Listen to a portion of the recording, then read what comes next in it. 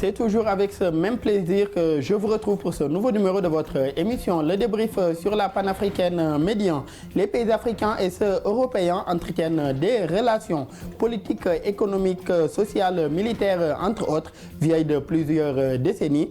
Une coopération marquée par des tensions et autres bouleversements au fil du temps. Aujourd'hui, face au développement du multilatéralisme, à la souveraineté prônée par les dirigeants africains, ces relations entre l'Europe et l'Afrique connaissent des mutations avec une approche renouvelée et globale tenant en compte les spécificités et volontés des pays concernés. Quel bilan de la coopération entre l'Europe et le continent africain? Tentons vers une nouvelle approche de ces relations entre l'Europe et l'Afrique. Le développement en première partie d'émission. Et puis en seconde partie du débrief, nous parlerons des alternatives à l'aide étrangère au développement aux États-Unis suite à la prise de fonction de Donald Trump. Le nouveau président américain a suspendu pour 3 mois l'aide extérieure américaine, une décision qui suscite des craintes auprès des pays concernés et de leur population. En effet, plusieurs centaines d'Africains bénéficiaient des programmes financés par l'USAID. Cette situation interpelle également les États africains sur l'urgence de réfléchir à des alternatives à l'aide étrangère au développement. Quelle contribution de cette aide étrangère au développement? Quelle alternative à ces dons et financements étrangers? Le développement en seconde et dernière partie d'émission. Sur ce plateau, pour en parler avec nos invités, M. Cheikh Sadibou Ndiaye, spécialiste en sciences politiques et relations internationales. Merci d'avoir répondu une nouvelle fois à notre invitation. Merci Daouda. C'est un plaisir aussi pour moi de partager le plateau avec M. Gueye. Plaisir partagé. En face de vous, M. Moussa Gueye, vous êtes consultant, également membre de l'OCDEA, l'Observatoire pour le suivi des indicateurs de développement économique en Afrique. Merci M. Gueye d'avoir répondu présent à notre invitation. Merci Daouda. Merci aussi à Cheikh Sadibou. Un plaisir d'être ici. Plaisir partagé. Je reste avec vous. Quelle lecture est-ce que vous faites de l'évolution des relations entre l'Afrique et l'Europe? Oui, des relations, comme on le dit plusieurs fois, séculaires, mais je pense qu'il est temps de faire le bilan. Au départ, la relation était assez asymétrique, beaucoup plus avantageuse, on va dire, pour l'Europe, qui se servait de l'Afrique comme un grenier, on va dire. Aujourd'hui, dans le contexte actuel, l'Afrique se rajeunit, la population africaine se rajeunit. Nous avons au niveau de la CEDEAO, par exemple, 60% de jeunes qui ont moins de 25 ans. Nous avons une Afrique qui se transforme avec les nouvelles technologies. Nous avons une prise de conscience de plus en plus de cette autonomie-là qui nous permettrait de pouvoir décoller. Et de l'autre côté, en Europe, nous avons une population qui est vieillissante. L'Europe est aujourd'hui face à d'autres enjeux qui sont même liés à la stabilité de l'Union et à d'autres défis économiques qui les attendent. On a la guerre qui a eu, la guerre en Russie par exemple, qui a eu une incidence sur le plan énergétique et bien d'autres sur le plan de la géopolitique. Donc il est temps pour nous, en tout cas africains, de revoir ce partenariat-là avec l'Europe en termes de partenariat win-win. De venir rééquilibrer, on va dire, les choses.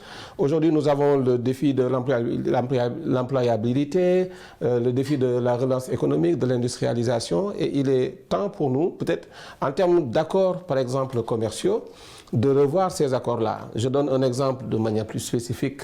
Ici au Sénégal, où nous exportons l'anacarde, nous exportons les mangues, c'est au niveau de l'Europe que les critères de ces produits-là sont définis. Ce qui fait que, par exemple, pour un certain diamètre de mangue ne pourrait pas passer alors que nous avons plusieurs qualités. Donc l'idée, ce serait de redéfinir à ce niveau technique de calibrage, par exemple, nos produits que nous exportons. Nous avons les produits halieutiques que nous exportons, que nous puissions revoir ces accords-là qui nous permettraient d'exporter beaucoup plus, d'avoir plus d'autonomie et d'avoir ce retour d'investissement-là. Donc ça va être plutôt du co-développement, ou dans un sens où chacun regarde ce qui pourrait le hisser vers le haut et puis qu'on redéfinisse ces accords-là et qu'on y aille. Une forme de co-construction du développement dans un partenariat win-win, gagnant-gagnant. Exactement. Et on reste avec un point que vous avez soulevé tout à l'heure, à savoir aujourd'hui le fait qu'on constate également qu'au fil du temps, ces relations étaient des fois ou bien souvent même heurtées. Qu'est-ce qui justifie cela à votre avis? Il y a deux éléments. Quelqu'un le dit souvent, les États n'ont pas des amis, ils n'ont que des intérêts. Alors, il faut aussi reconnaître que nous avons beaucoup plus de responsabilités, nous, en Afrique, dans cette relation-là qui a été défavorable. Les Européens, ils ne cherchent que leurs intérêts, ils définissent des accords, mais il nous a manqué du courage de la gouvernance. On a un taux élevé de corruption, l'un des plus élevés au monde. Et justement, c'est de la responsabilité de nos dirigeants qui, à l'époque, avaient primé l'intérêt personnel plutôt que l'intérêt global de la population, on va dire, sur des choix de priorité économiques, sociaux par rapport à ces populations-là. Et l'Europe est entrée dans la brèche. Donc aujourd'hui, comme j'ai dit tout à l'heure, nous avons une prise de conscience, le contexte change, nous sommes beaucoup plus conscients de notre capacité à être autonome, à diriger par nous. Je donne souvent l'exemple du Botswana qui, à un moment donné, s'est rendu compte que le prix du diamant était décidé en Europe à la bourse du diamant, alors que lui, il était le premier producteur mondial de diamants. En 2004, ils se sont concertés, ils ont fait ce qu'on appelle un peu comme des assises nationales, et ils ont mis un plan d'action sur 15 ans pour pouvoir se réapproprier la production de diamants, quitte à renégocier tous les contrats avec les sociétés minières étrangères européennes qui étaient là. Donc, ils avaient fixé 15 ans, mais au bout de 12 ans, ils ont atteint cette autonomie-là. Aujourd'hui, la bourse du diamant, le prix en tout cas du carat est décidé par le Botswana, qui fait aussi un transfert de technologie. Et c'est là une deuxième proposition, un peu comme la Chine l'a fait, comme le Japon l'a fait, où on envoie nos enfants, on a un échange technologique, et puis ils reviennent et on fait un peu de la transformation sur place. Il y a aussi les matières premières. Nous sommes très dépendants des matières premières de base. On a le blé, on a plein d'autres choses. L'idée, ce serait de nous réapproprier cette production de matières premières, d'avoir un peu plus le contrôle et créer de la valeur ajoutée locale. Et surtout, cette réappropriation de la matière première demandera également la question du relèvement, de relever même le défi de l'accès à l'énergie, puisque l'industrialisation également, c'est une question également d'énergie, et nous y reviendrons dans d'autres thématiques également. Et aujourd'hui, cher Sadibou, on observe de plus en plus l'influence grandissante en Afrique des pays membres des BRICS, ainsi qu'un appel des Africains et de leurs gouvernants à revoir la coopération avec les partenaires européens et même avec les autres partenaires étrangers. Est-ce que cela n'a pas contribué également du côté de l'Europe comme de l'Afrique à repenser aujourd'hui leurs relations? Oui, donc il faut savoir que tôt ou tard, les dirigeants africains allaient se tourner dans cette logique, c'est-à-dire de repenser la coopération entre l'Europe et l'Afrique. Parce que la coopération entre l'Europe et l'Afrique, c'est des relations de dominants et de dominés. Parce que les pays européens ont quasiment colonisé la plupart des pays africains. Je veux parler dans le système francophone et le système anglophone. Maintenant, il y a des guerres peut-être où on a utilisé l'Afrique. Je veux parler de la Première Guerre mondiale, de la Seconde Guerre mondiale. Maintenant, il y a eu après la guerre froide entre l'Occident et pratiquement les États-Unis, entre la Russie, excusez-moi, et les États-Unis, je veux dire l'Union soviétique. Donc les États-Unis, arrivés aux années 90, il y a l'effondrement du bloc soviétique. Donc le monde devient multipolaire. Donc les pays africains qu'on a imposé des modèles économiques, certes, il y a eu peut-être des révoltes dans certains pays qui ont voulu pratiquement se départir de ce modèle européen, même au Sénégal. Le fameux problème de 62 entre Senghor et Mamadou Dia, tout le monde sait que Dia était plus proche des milieux socialistes soviétiques. Donc Senghor qui était plus proche des milieux occidentaux, malgré qu'il était vraiment un socialiste pur et dur. Mais pour vous dire tout simplement que les Africains, à un moment donné de l'histoire, après les conférences nationales et ainsi de suite, ont compris qu'on est entré dans une nouvelle ère. Donc le 21e siècle, marqué par l'an 2000, donc il fallait redéfinir le modèle de coopération entre l'Afrique et l'Europe. On ne peut plus continuer à demander des aides comme des mendiants. Il faut que l'Afrique puisse définir des cadres qui sont endogènes, des cadres qui nous sont propres pour vraiment favoriser notre émergence économique. Vous prenez le cas du Sénégal. Actuellement, le Sénégal raffine le pétrole de Sangomar. Le premier raffinage du pétrole de Sangomar a été réussi par la Société africaine de raffinage. Donc, c'est des prouesses qu'il faut encourager. Donc, à un moment donné, je pense que les dirigeants africains commencent à se réveiller, commencent à comprendre qu'il faut aller vers des types de coopération gagnant-gagnant où les Africains vont vraiment avoir vraiment le mot à dire par rapport au modèle qu'on va définir. Et si l'on reste sur ce point, quel bilan est-ce que vous tirez aujourd'hui aujourd'hui de ces relations entre l'Europe et le continent africain? C'est un bilan mitigé pour moi parce que d'une part, certes, il y a eu beaucoup de flux économiques et financiers qui ont pénétré le continent africain, mais comme l'a dit M. Gueye, le problème de la corruption, bon, il y a eu des zones aussi dans le continent africain où l'État n'est pas assez présent. Par exemple, si on prend le cas du Sahel, au nord Mali, donc Burkina, il y a des zones désertiques où l'État n'est pas assez présent concernant des problèmes de développement. Donc, imaginez des pays comme le Sénégal, et si je peux me permettre de toujours prendre l'exemple du Sénégal, où on a tellement d'eau, on a les plus grandes réserves d'eau du monde, mais lorsque vous allez dans certaines régions du pays, mais il n'y a même pas de puits, pratiquement. Pour vous dire qu'on a ces problèmes de développement qui sont endogènes et qu'il faut essayer de résoudre. Parce que les moyens sont là. Maintenant, le monde est ouvert. La guerre froide est terminée, le monde est ouvert. Il faut coopérer avec Pékin, avec Washington, avec l'Afrique du Sud ou d'autres. C'est pourquoi je parle de vraiment que l'Afrique doit prendre ses responsabilités concernant ses relations avec l'Europe, mais aussi avec d'autres pays du monde. Et par rapport à cette ouverture du monde, il faudrait également que cette forme de coopération soit une forme de coopération où les Africains pourront également tirer leur épingle du jeu. Et M. Gueye, vous aviez tout à l'heure rappelé le fait qu'aujourd'hui, le continent africain est un continent, en tout cas, où la population est une population majoritairement jeune. Et cette démographie, en tout cas, d'ici 2050, va doubler également. C'est-à-dire le nombre de jeunes va davantage doubler face à une Europe aujourd'hui qui fait face à une population vieillissante. Est-ce qu'aujourd'hui, par rapport à cette situation, cela ne devrait pas inviter même à réfléchir sur la question de la migration, une coopération sur cette question de la migration, puisque le plus souvent, la question de la migration est abordée sous l'angle aujourd'hui de cette migration irrégulière tentée par les jeunes? Oui, justement, les questions de migration sont justement, il l'a dit tout à l'heure, je pense qu'on devrait tourner ça en une opportunité. Aujourd'hui, l'Europe a besoin de bras vigoureux, l'Europe a besoin de cette jeunesse-là.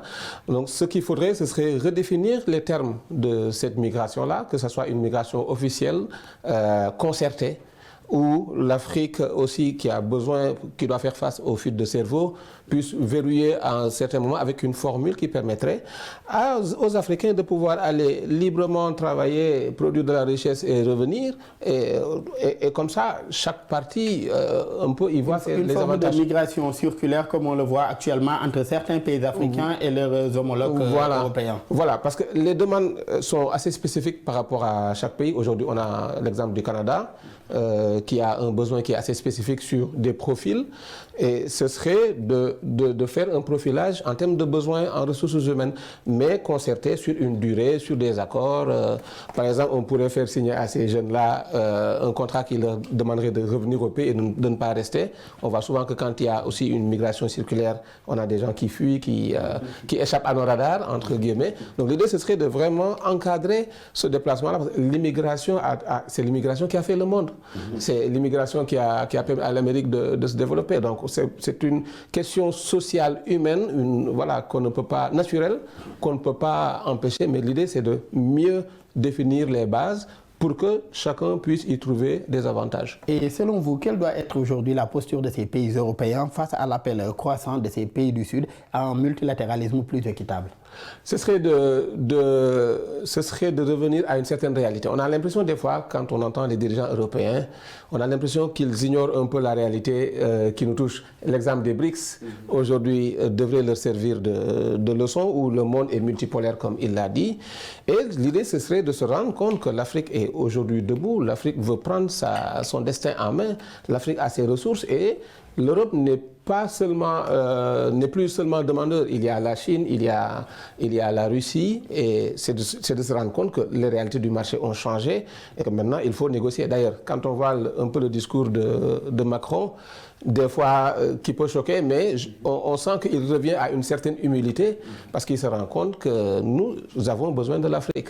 Et en ce moment-là, nous aussi, étant conscients de cela, nous sommes en droit d'exiger que cette coopération-là puisse nous bénéficier et bénéficier à nos populations. Mais face à cette guerre économique, cher Sadibou, que mènent les grandes puissances en Afrique ou bien sur le continent africain, est-ce que cela ne devrait pas également inviter ces États-là à réfléchir aujourd'hui sur l'intérêt, comment mettre en avant aujourd'hui les intérêts de leur population, les intérêts aujourd'hui des Africains? Effectivement, pour moi, cela devrait les pousser même à une certaine prise de responsabilité. Parce que, comme vous le voyez, la plupart de nos pays ont des problèmes politiques, des problèmes économiques, des problèmes liés au terrorisme. Le cas du Sahel, le cas donc, de l'Éthiopie, du Soudan. Vous voyez tout le temps que ces pays sont en pleine déstabilisation. Maintenant, pour moi, il faut une prise de responsabilité de la part de nos dirigeants, des dirigeants sincères qui comprennent que les enjeux du moment sont ailleurs. Parce que je ne peux pas comprendre qu'actuellement, les échanges économiques au sein de l'Europe tournent à hauteur de 70%. Alors qu'en Afrique, on nous parle, si je me trompe, de 14 ou 16%. Donc c'est extrêmement grave. Donc, entre pays africains, l'Afrique, les dirigeants africains ont de très jolis discours lors des sommets de l'Union africaine, CEDEAO, où on nous parle de oui, on est entre Africains, nous devons nous assister mutuellement. Mais sur le plan de la coopération inter-État, mais c'est extrêmement faible, 16%. Certes, il y a la ZLECAf qui va vraiment contribuer à cette coopération-là. Il y a aussi ces projets de grands corridors, comme le corridor du Caire au Cap, qui va traverser pratiquement 9 pays. Donc ces corridors-là, il faut les favoriser parce qu'ils vont permettre de faire la jonction entre les États africains, mais aussi de revoir les barrières tarifaires, les barrières douanières concernant entre États. Certes, elle est spécifique concernant chaque État, mais il faut, en tout cas, comme je l'ai dit, de manière concertée, essayer de revoir comment il faut travailler ensemble pour lever ces barrières douanières-là. La ZLECAf va venir appuyer cela, certes, mais jusqu'à présent, il y a des lenteurs concernant l'application de ces mesures-là. Donc, pour vous dire tout simplement que c'est cette prise de responsabilité que doivent faire pratiquement les dirigeants africains. Regardez l'Union européenne, regardez l'ALENA, les États-Unis, le Mexique. Ce que vous êtes en train de développer, cher, est-ce que cela ne doit pas nous interpeller sur un autre point? C'est-à-dire, avant aujourd'hui de nous ouvrir à l'Europe, aux États-Unis et aux autres partenaires étrangers, de développer davantage aujourd'hui ces échanges commerciaux intra-africains. Effectivement, il faut le faire, les échanges commerciaux intra-africains, parce que malgré les accords économiques signés avec l'Europe, les APE et tout ça, mais les APE profitent à qui? Cela profite aux pays européens pratiquement. Les pays africains ont une faible marge de manœuvre. Donc pour vous dire que vraiment cette prise de responsabilité inclut qu'il y ait vraiment une coopération entre pays africains qui est une coopération qui est de plus en plus renforcée. Sinon nous risquons vraiment de continuer à faire de beaux discours lors des sommets. Et je pense que ces discours-là n'engagent que ceux qui y croient. Il faut aller dans une concrétisation des échanges économiques, mais aussi vraiment de ces zones de libre-échange-là pour permettre aux pays africains de faire jonction et de favoriser le développement et de repousser pratiquement ce sous-développement-là qui favorise le terrorisme, qui enrôle la plupart de nos jeunes, qui détruit les villes et villages. Donc pour vous dire que vraiment, il y a du travail à faire de la part de nos dirigeants. Et Moussa, comment voyez-vous cette nouvelle approche des relations entre l'Europe et l'Afrique? Je pense que les deux questions sont liées. L'idée, comme vous semblez dire dans votre question, ce serait de dire dans quelles conditions est-ce que nous, on pourrait mettre quelque chose sur la table face à l'Europe.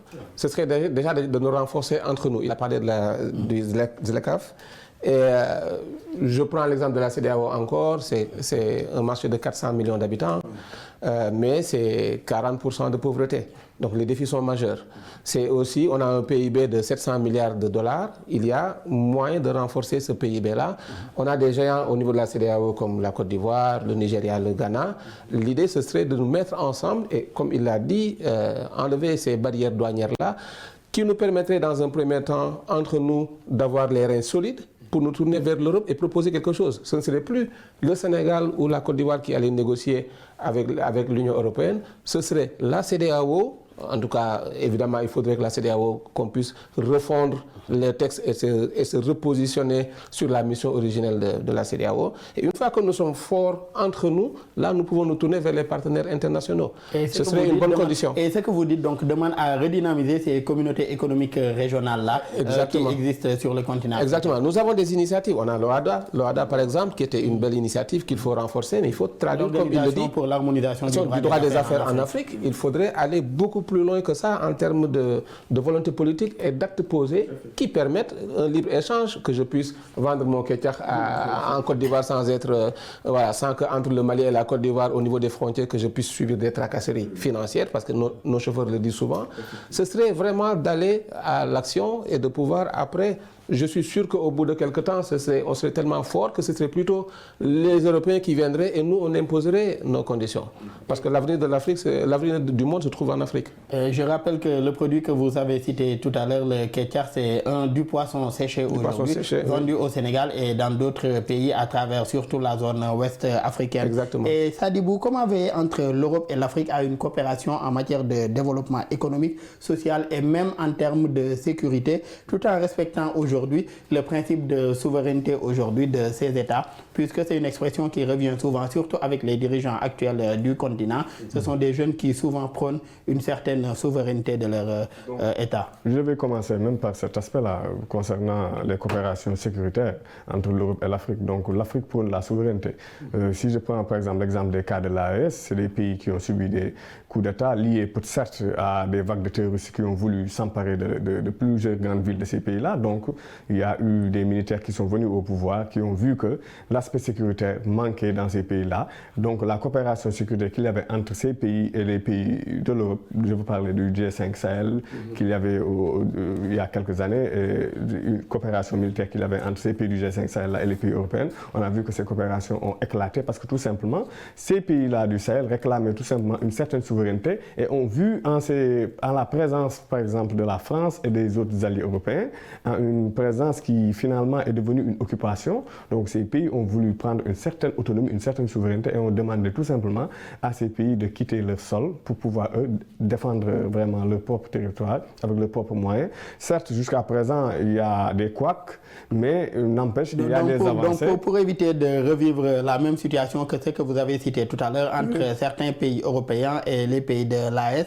comment aujourd'hui veiller donc à allier développement ou bien coopération et respect également de la souveraineté? Effectivement, si je prends par exemple le cas du Sénégal, tout le monde pensait que les dirigeants sénégalais allaient quitter peut-être la CEDEAO et rallier l'AES parce que bon, ils ont défendu une certaine souveraineté, une certaine autonomie, mais le président sénégalais, son Excellence M. Bassirou Diomaye Faye, a fait montre de responsabilité. Il a dit qu'il ne faut pas exclure vraiment ces types de coopération. Il faut continuer de travailler avec nos partenaires européens, mais aussi africains, ceux de l'AES. Lui déjà, le président sénégalais, il est attractif dans les milieux de l'AES parce qu'il est écouté au Mali, que ce soit au Burkina ou au Niger. Il prône la continuité de cette coopération-là avec les pays de l'Union européenne sur le plan stratégique, sur le plan économique, mais aussi sur le plan militaire. Parce que beaucoup de nos hommes, de nos généraux sont formés dans des pays européens. Mais maintenant, il y a la coopération militaire entre nos États, mais aussi sur le plan économique, parce que le Sénégal est un partenaire fiable vraiment de l'Union européenne. Maintenant, ce partenariat-là, il faut le redynamiser. Il faut redéfinir de nouveaux cadres qui vont permettre... Redéfinir de nouveaux cadres aujourd'hui entre les États africains et également leurs partenaires européens, mais également travailler à davantage aujourd'hui développer les échanges commerciaux et la coopération économique et sociale entre États africains, et cela également pourrait davantage renforcer ces États pour moins dépendre de l'aide étrangère au développement. Quelle alternative à l'aide étrangère au développement? C'est la thématique en seconde partie d'émission.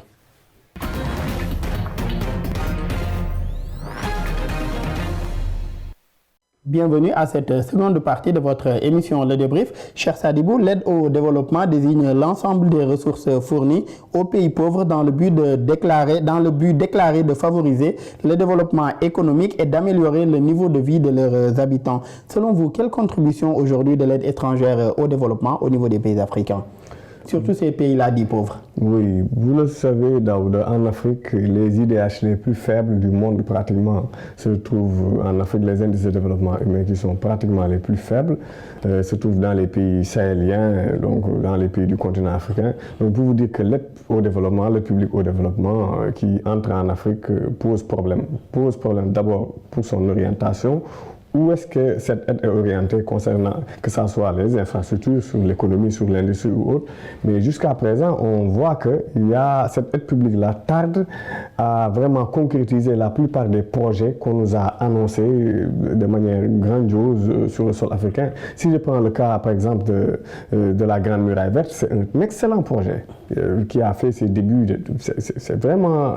c'est le projet même du siècle, si je peux m'exprimer ainsi. Il y a des avancées au sein Sénégal, il y a eu vraiment des avancées et aussi dans d'autres pays africains. Mais à un moment donné, des partenaires européens ont pratiquement arrêté ce financement-là parce que prétextant tout simplement que vraiment les orientations qu'ont pris ces financements-là, vraiment il n'y a plus de cadre vraiment qui leur permettent de voir exactement où sont orientés. Je précise que la Grande Muraille Verte dont vous parlez est un projet environnemental qui consiste à reboiser aujourd'hui sur la pente allant de Dakar à Djibouti, une grande muraille verte, des arbres plantés de Dakar à Djibouti sur toute cette...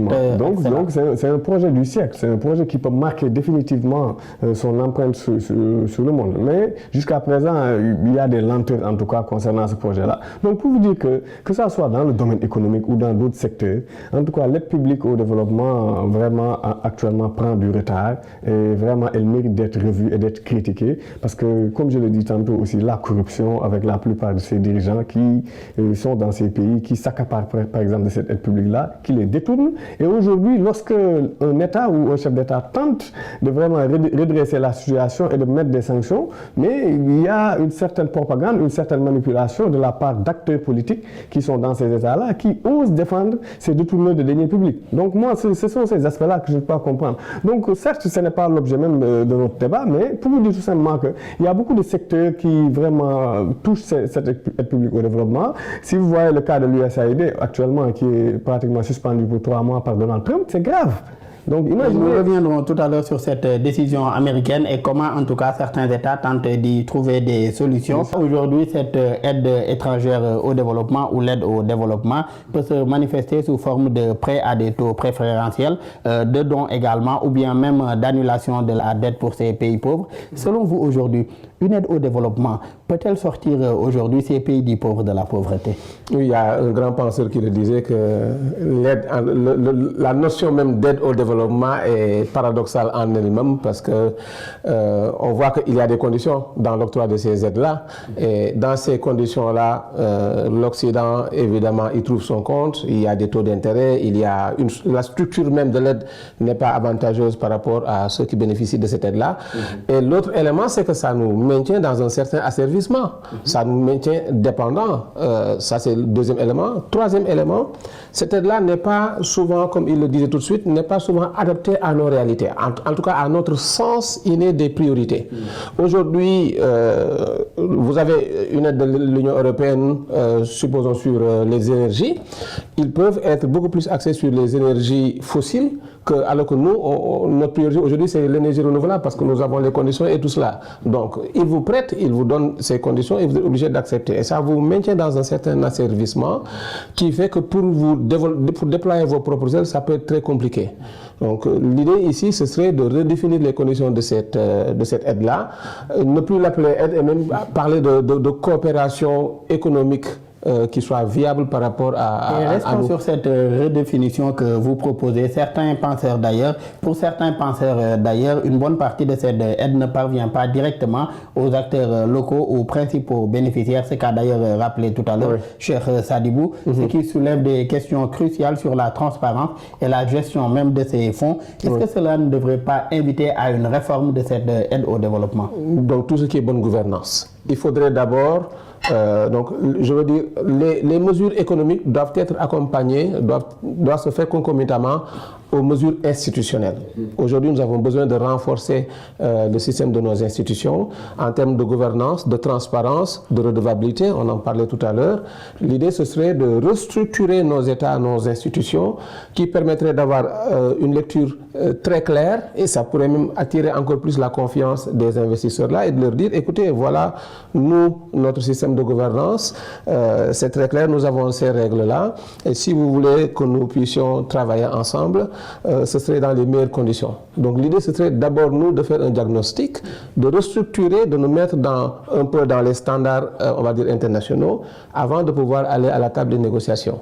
Et Cheikh, devons-nous donc aller vers des alternatives aujourd'hui à ces aides et autres financements étrangers? Il faut aller vers des alternatives, mais attention, parce que quand on parle de suspension de l'aide des États-Unis, il y a la Chine à côté qui frappe. Il y a la Chine qui veut faire des propositions concernant comment pallier à cette absence américaine sur le continent africain. C'est pourquoi il faut que les dirigeants africains puissent de manière, je ne dirais pas précipitée, en tout cas de manière très intelligente et très concertée, redéfinir un nouveau cadre, en tout cas allant dans ce sens-là concernant cette aide-là. Sinon, on risque de voir d'autres puissances venir vraiment nous asservir. Et vraiment, c'est dommage si l'Afrique veut continuer à vivre comme ça. Donc il est important que, comme je l'ai dit tantôt, que ces dirigeants-là puissent repenser un nouveau cadre concernant cette aide-là, parce que sinon, la pauvreté va continuer à frapper de plein fouet. Mais est-ce que cela ne nous ramène pas à une question sur laquelle nous parlions tout à l'heure, à savoir la nécessité aujourd'hui de réformer cette forme d'aide au développement pour éviter de remplacer une aide étrangère européenne à une autre aide étrangère chinoise ou encore russe? C'est pourquoi je parlais de faire très attention, parce que remplacer un drapeau par un autre, vraiment, je pense que ça risque d'être catastrophique même pour le continent africain.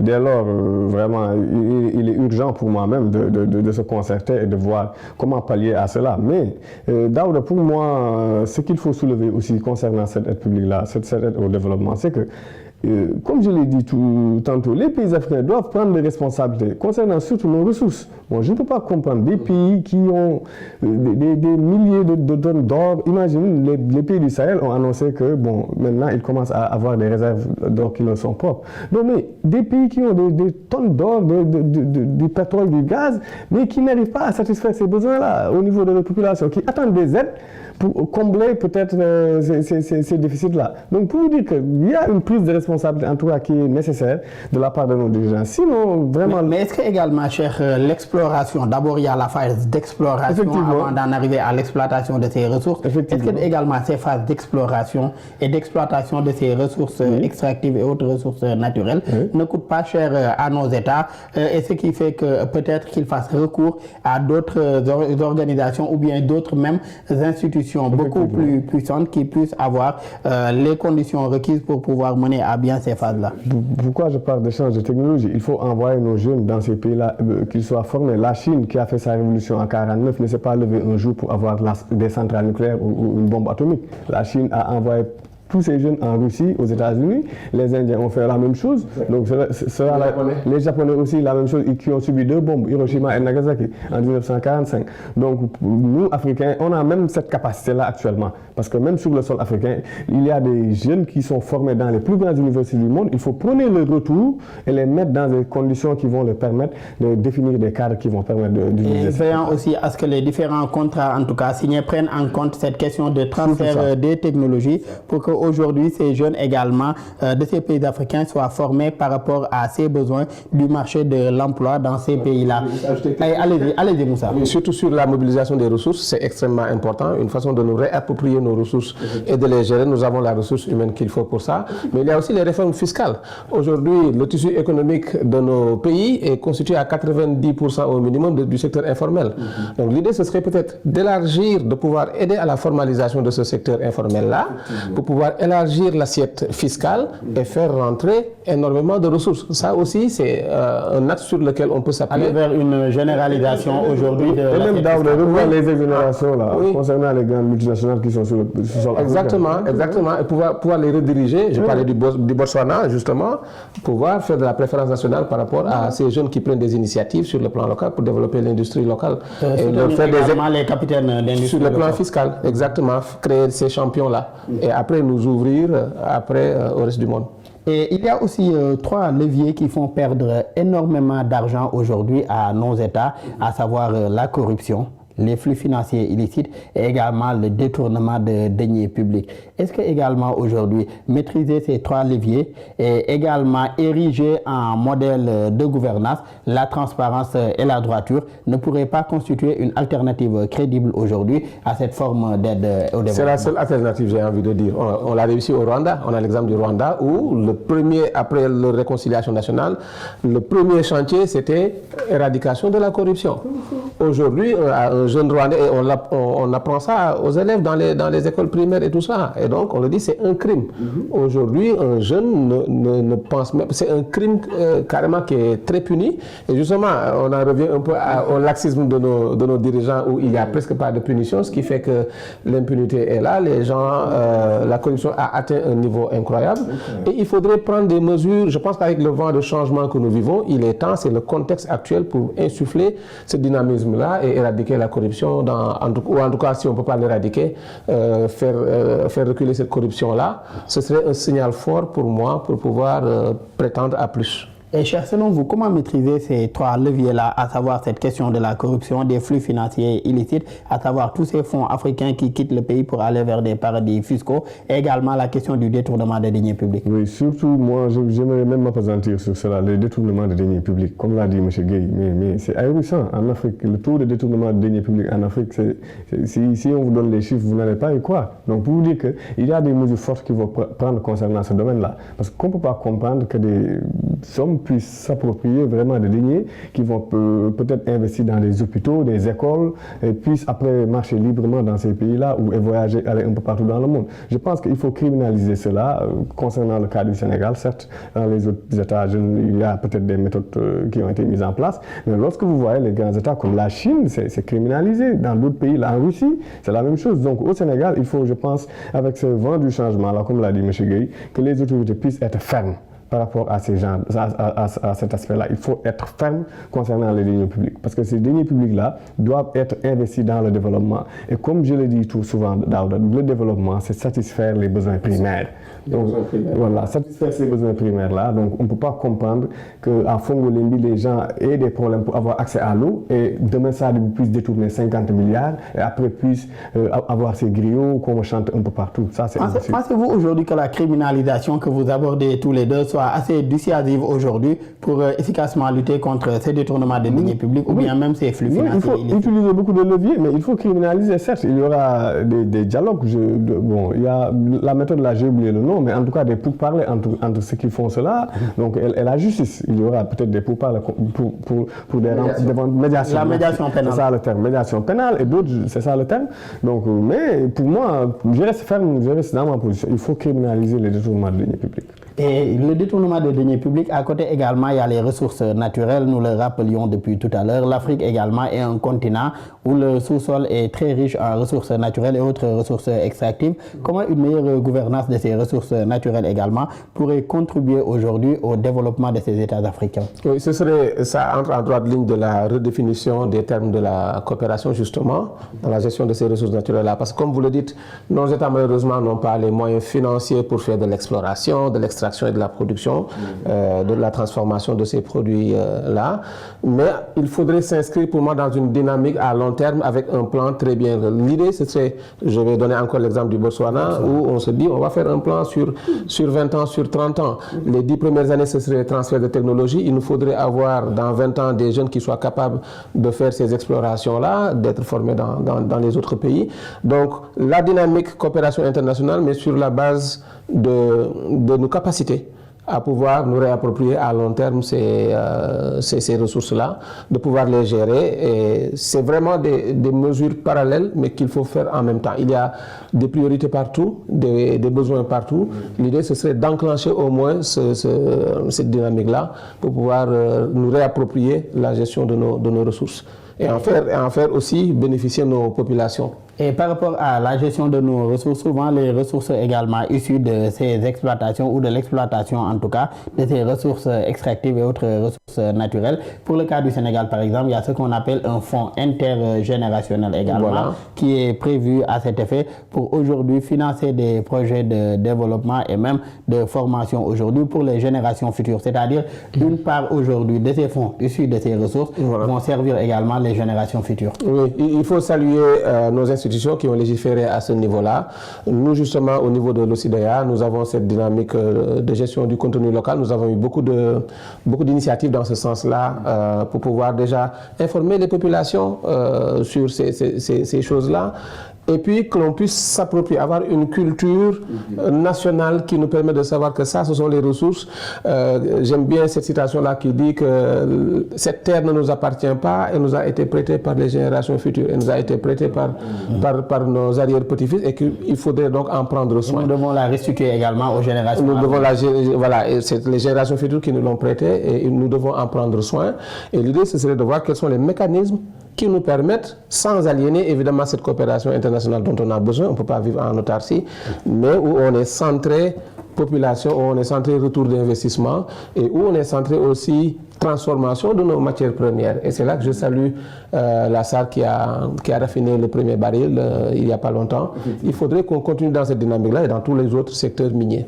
Mais est-ce qu'il n'y a pas d'autres défis également à relever avant de pouvoir en tout cas arriver à cette, par exemple, comme ce que le Sénégal a réussi, puisque le Sénégal dispose de sa société de raffinage depuis en tout cas notre premier président Léopold Sédar Senghor. Mais aujourd'hui, la transformation de nos ressources naturelles sur le continent africain demande également au continent africain à relever le défi de l'industrialisation. D'abord, pour moi, l'Afrique est dans l'apprentissage. Henri Dunant avait dit que l'Afrique est mal partie. Senghor a répondu en disant que l'essentiel, c'est que l'Afrique est partie. Donc, toujours dans cette logique, certes, on est parti, mais on est dans un phénomène, dans un système d'apprentissage où on cherche à comprendre ce qui se passe dans le monde. On a envoyé nos jeunes aller dans divers pays, étudier, comprendre qu'est-ce qui gouverne le monde, qu'est-ce qui fait que ces États puissent se développer aussi rapidement. La Chine s'est développée à grande vitesse. La Russie, malgré l'Union soviétique qui est tombée, a su se relever avec Vladimir Poutine. Donc les États-Unis continuent à dominer le monde. Actuellement, ils sont côte à côte avec la Chine. Donc pour vous dire que si on en revient au continent africain, les Africains, à un moment donné de l'histoire, ont compris qu'il faut prendre ses responsabilités en main, investir dans le développement, développer ces secteurs-là, que ce soit l'industrie, que ce soit les minerais, et ainsi de suite. Donc être dans cette logique-là appelle toujours à une prise de responsabilité de nos acteurs, mais aussi à une sincérité de la part de nos acteurs politiques. Parce qu'actuellement, l'Afrique est en plein balbutiement. Il y a une crise géopolitique qui traverse le continent africain. Maintenant, vu cette aide publique-là qui est en train d'être suspendue un peu partout, pour moi, c'est une bonne chose. Vraiment, certes, on peut penser que c'est un peu difficile pour des pères de famille vont en subir les conséquences, mais pour moi, il appartient à nos gouvernants, à ces jeunes, à cette nouvelle génération-là, de redéfinir ses priorités dans le futur, d'ici 50 ans ou 100 ans. Parce que l'Afrique ne peut plus continuer, en tout cas dans cette logique de mendiants ou de soudoyer la plupart de ces grandes institutions de Bretton Woods qui ne font que dominer le monde. Et comment aujourd'hui relever ce défi-là, ce dont vous parlez, comment relever ce défi selon vous? Investir toujours dans le développement, investir dans la formation, savoir s'orienter vers les priorités. Pour moi, nos priorités actuellement ne doivent, surtout nous les jeunes, ça ne doit plus être vraiment être dans la futurité, mais être aussi dans la formation, dans l'apprentissage. Pour moi, c'est quelque chose de très important. Cela va nous permettre d'orienter les esprits. Al Maktoum avait dit à chaque génération son combat. Soit elle l'assume, soit l'avenir jugera. Pour moi, l'avenir de l'Afrique actuellement doit être orienté dans l'apprentissage, dans la formation, parce que cela va nous permettre de relever les défis du développement. Et je rappelle que Cheikh Ahmed Tidiane Al Maktoum est un soufi Tidiane, est un cheikh Tidiane, un marabout Tidiane, qui est de la communauté, en tout cas soufi musulman des Tidiane, basé au Sénégal et dans une bonne partie des pays de l'Afrique de l'Ouest. Et Moussa, selon vous, quelle contribution des diasporas africaines aujourd'hui à cette alternative à l'aide étrangère au développement? Ou bien, parce qu'on voit même sur le continent que dans certains pays aujourd'hui, rien que les diasporas africaines, leur transfert cumulé sur l'an dépasse l'aide étrangère dont bénéficient aujourd'hui ces pays-là. Exactement. Oui, c'est une opportunité, c'est une grande ressource dont on doit, que nous devons exploiter. Évidemment, il y a d'autres voix qui se lèvent pour dire qu'en général, la plupart de cette aide-là va dans des biens de consommation. Et c'est vrai, nous faisons vivre les familles. Mais l'idée, ce serait de repenser justement cette épargne-là, parce qu'à un immigré sénégalais qui envoie 5 millions par an à sa famille, on lui demande, OK, soit d'envoyer 4 millions et les 1 million doivent servir à un fonds d'investissement que nous allons mettre en place. Je pense que c'est pas compliqué et ils ont tous cette volonté-là. Ce qui fait que pour moi, ils restent d'ailleurs dans la diaspora, c'est de ne pas avoir des opportunités pour pouvoir rentrer. Mais s'ils peuvent rester là-bas et contribuer au développement de leur pays, c'est vraiment... Et si l'on reste sur cette contribution, est-ce qu'une forme de diaspora bonds aujourd'hui ou des banques d'investissement dans leur pays d'origine ne pourrait pas permettre de mieux, en tout cas, capter ces financements et de veiller à leur traçabilité pour que cela finance des projets de développement dans leur pays. Exactement, exactement. Ils sont déjà représentés au niveau de l'Assemblée nationale. Nous avons donc au niveau institutionnel une prise de conscience de l'importance de cette diaspora-là. Il faudrait aller sur d'autres plans, sur le plan économique surtout, mais c'est un potentiel qui est énorme. Et l'idée, ce serait de se faire un plan quinquennal ou décennal où on se dit, OK, nous voulons dans 3 ans mettre en place cette banque-là avec un capital de départ de temps qui pourrait évoluer suivant la contribution. Et lorsqu'on instaure ce climat de confiance-là avec des procédures claires et transparentes, on en revient à la bonne gouvernance. Je pense que tous les membres de cette diaspora-là seraient enclins à pouvoir, ça pourrait même être sous forme d'action. Lorsque je sais que je suis actionnaire dans cette banque d'investissement-là, ça m'engage encore plus. Et ça va faire émulsion et évidemment, c'est un fonds que nous pouvons capter pour pouvoir avoir un impact local extrêmement important. Et cher, qu'est-ce que vous pensez, vous, d'une solution pareille, à savoir une forme de diaspora bonds ou bien une banque d'investissement à travers laquelle ces financements de la diaspora ou ces envois de la diaspora pourraient être captés pour financer d'autres projets? Il a parfaitement raison. Moi, personnellement, je suis parfaitement d'accord. Parce qu'il faut aussi utiliser la diaspora. Il faut utiliser la diaspora pour promouvoir le développement du continent africain. Parce que imaginez, en termes de milliards de CFA chaque an, la diaspora fait entrer sur le sol africain des milliards et des milliards de francs CFA qui dépassent même les publics, comme vous l'avez dit. Maintenant, il faut savoir canaliser cet argent-là, une partie de cet argent-là, il faut savoir canaliser ça et l'investir peut-être dans des secteurs où ces habitants de la diaspora-là vont comprendre que ces secteurs-là vont promouvoir le développement, mais aussi vont les permettre même de pouvoir se doter de terres ou d'activités économiques qui vont leur permettre de faire davantage contribuer les diasporas africaines au développement de leur pays, une forme d'alternative à cette aide étrangère au développement. Malheureusement, nous en sommes à la fin de cette émission. Je rappelle que nous recevions M. Cheikh Sadibou Ndiaye, spécialiste en sciences politiques et relations internationales. Merci encore, Cheikh, d'avoir été avec nous. Un plaisir aussi d'avoir partagé ce plateau avec vous. Merci également à M. Moussa Gueye, consultant, également membre de l'OCDEA, où vous êtes chargé de la formation et des partenariats. Je rappelle que l'OCDEA, c'est l'Observatoire pour la surveillance des indicateurs de développement économique en Afrique. Merci encore, M. Gueye, d'avoir été avec nous. Un plaisir d'être ici. Merci beaucoup. Plaisir tout aussi partagé. Merci à nos collègues de l'équipe technique pour les facilitations et pour la réalisation de cette émission. Merci à vous tous qui nous suivez et très bonne suite de programmes sur nos antennes.